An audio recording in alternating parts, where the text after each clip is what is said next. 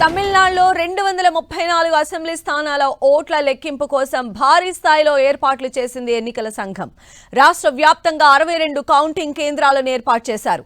ఉదయం 8 గంటలకు పోస్టల్ బ్యాలెట్ల లెక్కింపు, 8:30 నుంచి ఈవీఎంల లెక్కింపు మొదలవుతుంది. దీంతో రాష్ట్ర రాజకీయాల్లో రాజకీయ నేతల భవితవ్యం మరికొద్ది గంటల్లో తేలిపోనుంది.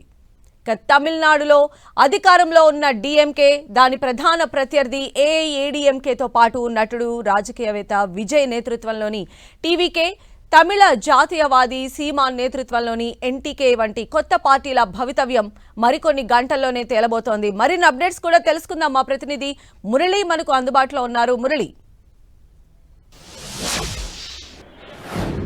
సంజయ్, మీరు అన్నట్లుగా తమిళ మనసులో ఏముంది, వారు ఎలాంటి తీర్పు ఇవ్వబోతున్నారు, మరి కాసేపట్లోనే ఈ ఉత్కంఠకు తెరపడుంది.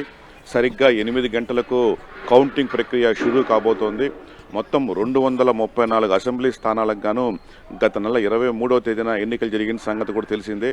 రికార్డు స్థాయిలో 85.1%తో మొత్తం 4,88,00,000 మంది తమిళులు తమ ఓటు హక్కు వినియోగించుకున్నారు. మరి అధికారం ఎవరికి దక్కబోతున్నది ఆసక్తికరంగా మారింది. ప్రధానంగా పోటీ మొన్నటి వరకు అధికారంలో ఉన్న డిఎంకే కూటమి, అట్లాగే ప్రతిపక్షంలో ఉన్న అన్నా డిఎంకే, అట్లాగే ఒంటరిగా సత్తా చాటేందుకు ముందుకొచ్చిన విజయ్ నేతృత్వంలోని టీవీకే, తమిళ వెట్రి కళగం, 3 పక్షాల మధ్య ఇవాళ ప్రధానంగా పోటీ నెలకొనబోతుంది. మొత్తంగా కౌంటింగ్ 8 గంటలకు ప్రారంభం కాబోతుంది.